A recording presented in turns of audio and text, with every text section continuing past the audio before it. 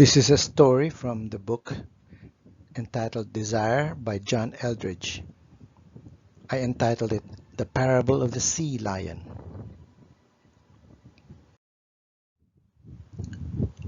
Once upon a time, there lived a sea lion who had lost the sea.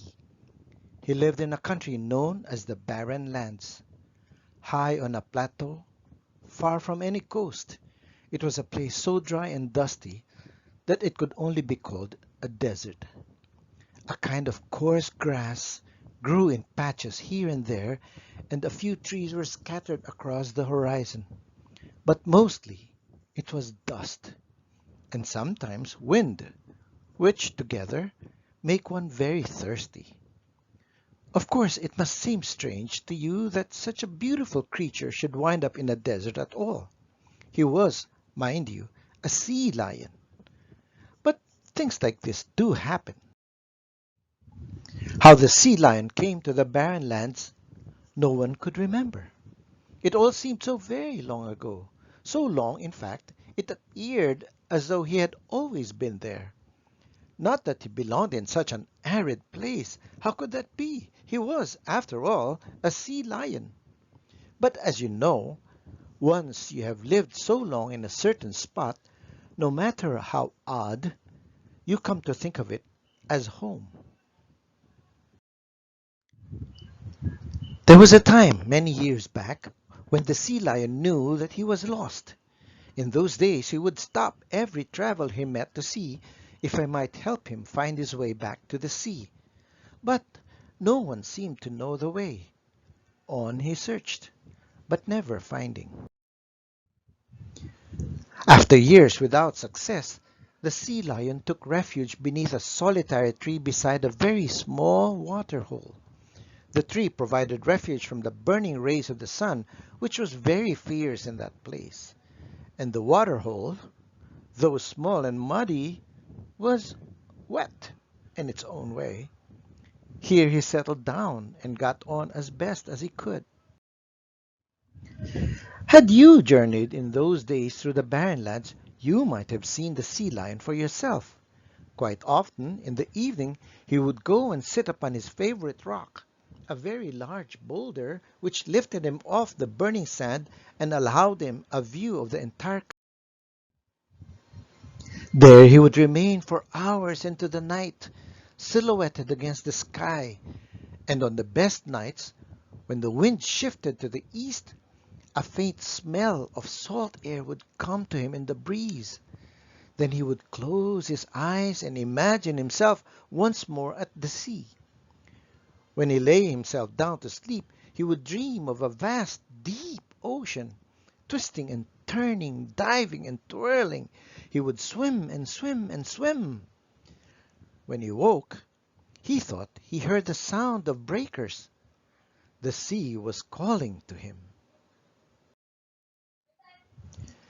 The sea lion loved his rock, and he even loved waiting night after night for the sea breezes that might come.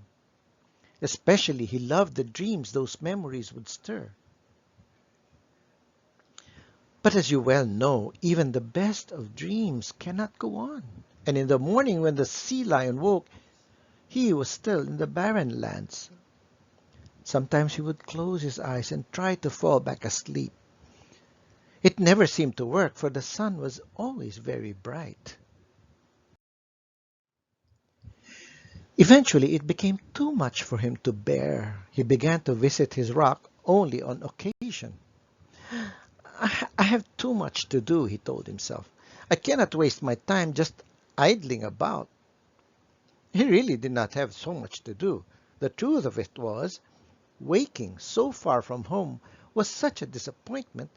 He did not want to have those wonderful dreams any more. The day finally came when he stopped going to his rock altogether, and he no longer lifted his nose to the wind when the sea breezes blew. The sea lion was not entirely alone in those parts, for it was there he met the tortoise. Now this tortoise was an ancient creature, so weathered by his life in the barren lands that At first, the sea lion mistook him for a rock. He told the tortoise of his plight, hoping that this wise one might be able to help him. Perhaps, the tortoise mused, this is the sea. His eyes appeared to be shut against the bright sun, but he was watching the sea lion very closely. The sea lion swept his flippers once against his side, gliding to the end of the water hole and back. I don't know, he said. It isn't very deep. Isn't it? Well, somehow I thought the sea would be broader and deeper. At least, I hoped so. You must learn to be happy here, the tortoise told him one day. For it is unlikely you shall ever find this sea of yours. Now, deep in his old and shriveled heart, the tortoise envied the sea lion and his sea. But, but I belong to the sea. We are made for each other. Perhaps, but you've been gone so long now, the sea has probably forgotten you. Huh, this thought had never occurred to the sea lion. But it was true. He had been gone for a long, long time. If this is not my home, how can I ever feel at home here? The sea lion asked. Oh, you will, in time.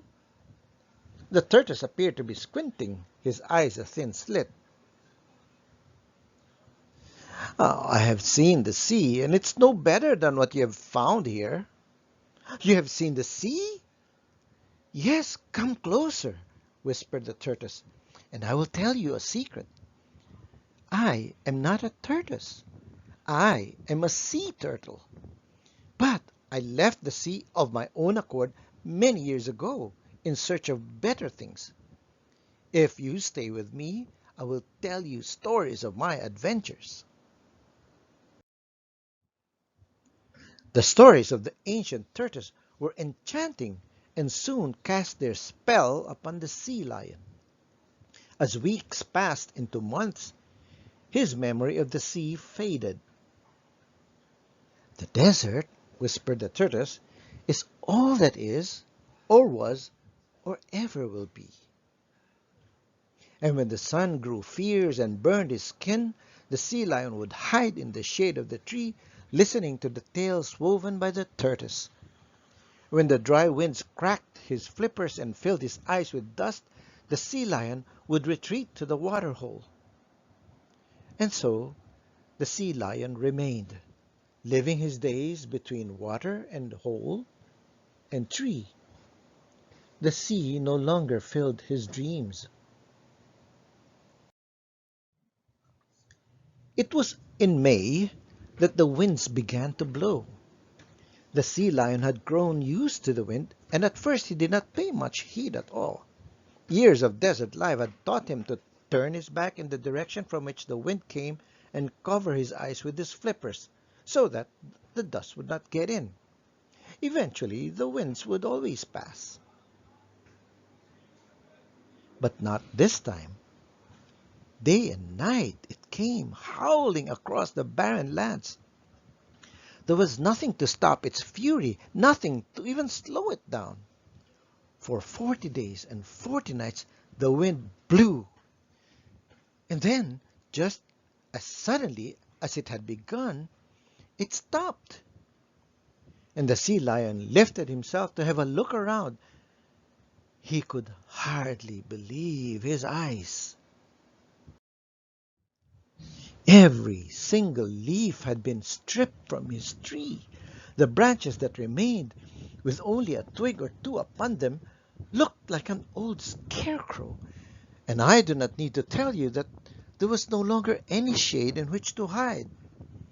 But worse than this, much worse indeed, was what the sea lion saw next.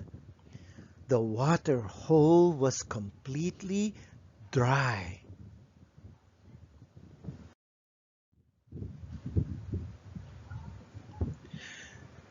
3 weeks after the wind ceased to blow, the sea lion had a dream.